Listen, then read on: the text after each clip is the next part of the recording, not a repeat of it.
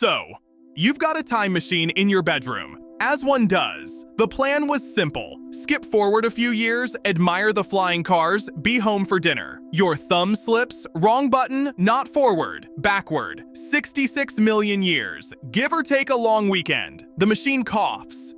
The room melts. And you arrive here. Welcome to the late Cretaceous. Population, everything that wants to eat you. First thing you notice is the air. Thick, hot, and soupy, like a greenhouse run by someone who hates you. There's so much oxygen the insects got greedy. That dragonfly could file taxes. You look up, and the sky is wrong. Too many stars, and not one constellation you know. They haven't been invented yet, and something the size of a small plane just glided silently over your head. On the ground, that small plane stands taller than a giraffe, and it can eat you standing up. There are a few early birds. They're small, confused, and absolutely not in charge. No planes, no satellites, no little red light blinking across the dark. Look down. There's no grass. Grass barely exists yet. Instead, it's ferns, conifers, and more ferns. Salad for giants. Flowers are the hot new startup. Tiny, rare, and very pleased with themselves. The ground is half swamp, and everything smells like a warm pond having a bad day. You take one step and sink to your ankle in 66 million year old mud. Then the ground starts to shake,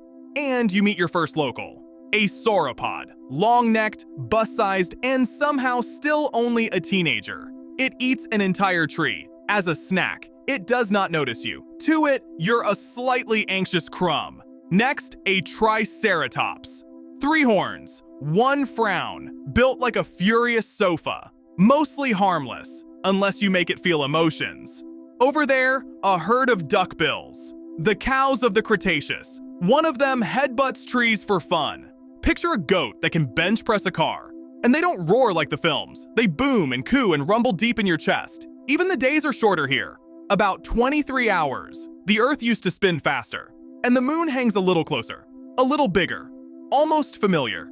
And completely not. And that thing is an ankylosaurus. A living tank with a club for a tail and trust issues. Annoy it, and it redecorates your ribcage. The only mammals around are rat-sized, terrified, and hiding. Those are your cousins. Say hi. That thing has meter-long claws like garden shears. Absolutely terrifying. It eats salad, and whatever you do, do not go in the sea. The sea has a mosasaurus. The sea always wins. So far, so cute. You start to relax.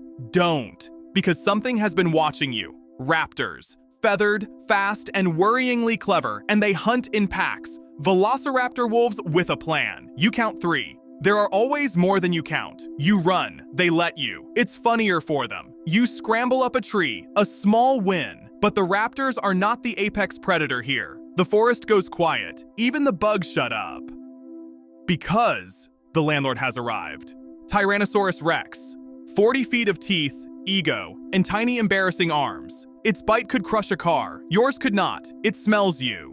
To a T-Rex, you're a warm, crunchy snack with no notes. So you do the only sensible thing. You panic professionally. You hide in a log. It loses interest. You are, frankly, a small meal. And slowly it sinks in. You are the weakest thing here. You can't eat the plants. Half of them want to poison you on principle. You go to drink. The river has teeth. A crocodile the size of a bus says hello. Then lunch. Night falls. And it's dark. Properly dark. Things scream in the black. You don't know what. You don't want to. It gets cold.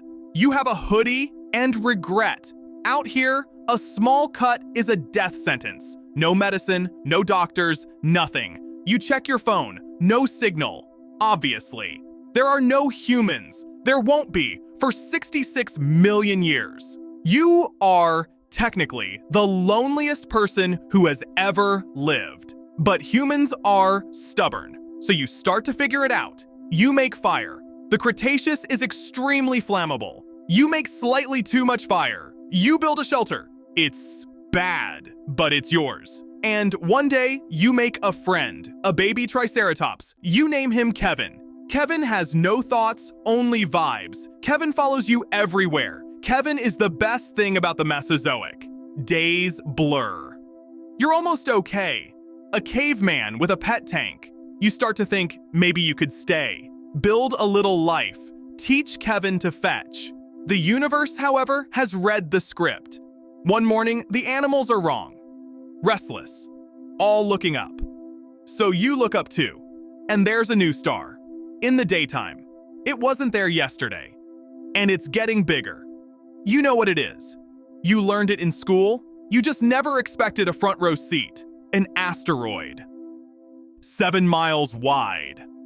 Moving faster than anything has a right to. For a moment, everything is still, even Kevin. Then the sky turns white. There's no sound yet. Sound is slower than this. Then a wall of heat and wind crosses the whole horizon. The giants fall, the T-Rex, the herds, all of it. The whole world catches fire at once. You grab Kevin and run for the one thing that might save you. The time machine, still sitting there, still blinking. And this time, you find the right button. You press it like your life depends on it. Because it does. The world goes white. The machine coughs, and you're back. Heart pounding, hoodie singed, very much alive. Kevin didn't make it back. Kevin was always going to be a memory. And you learn the single most important rule of time travel. Always, always double check the button. If you'd survive the dinosaurs or absolutely wouldn't, tell me in the comments. And if you want more things explained badly, you know exactly what to do.